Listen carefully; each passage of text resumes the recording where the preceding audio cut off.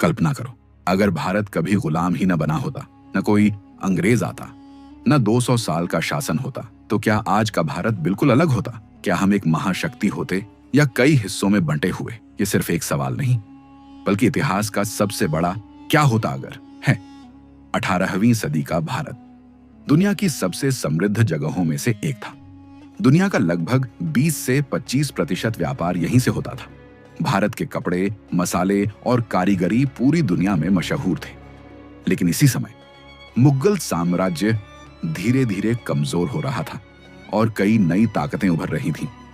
मराठा साम्राज्य तेजी से अपने पैर फैला रहा था। दक्षिण में मैसूर एक बड़ी शक्ति बन रहा था। पंजाब में सिख साम्राज्य खड़ा हो चुका था। यानी भारत एक नहीं, बल्कि कई ताकतवर राज्यों में बढ़ता जा रहा था। अब सोचो, अगर अंग्रेज कभी भारत आते ही नहीं, तो सबसे बड़ा बदलाव क्या होता? शायद भारत कभी एक देश नहीं बनता।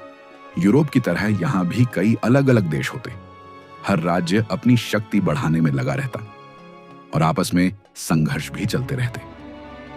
लेकिन कहानी यहीं खत्म नहीं होती। एक और संभावना थी। मराठा साम्राज्य इतना शक्तिशाली बन सकता था कि पूरा भारत एक झंडे के नीचे आ जाता। एक ऐसा भारत जो बाहर से नहीं, बल्कि अंदर से एकजुट होता। अब बात करते हैं अर्थव्यवस्था की। अंग्रेजों के शासन में भारत का पारंपरिक उद्योग काफी नुकसान में चला गया था। हाथ से बने कपड़े और कारीगरी धीरे धीरे खत्म होने लगी। लेकिन अगर अंग्रेज नहीं आते, तो भारत का व्यापार अपने ही तरीके से आगे बढ़ता। हो सकता है भारत खुद ही धीरे धीरे औद्योगिक विकास करता, जैसे जापान ने किया था, धीमी गति से लेकिन पूरी तरह अपने दम पर। अब सोचो, भाषा और शिक्षा कैसी होती? आज हम अंग्रेजी का इस्तेमाल करते हैं क्योंकि अंग्रेज इसे लेकर आए।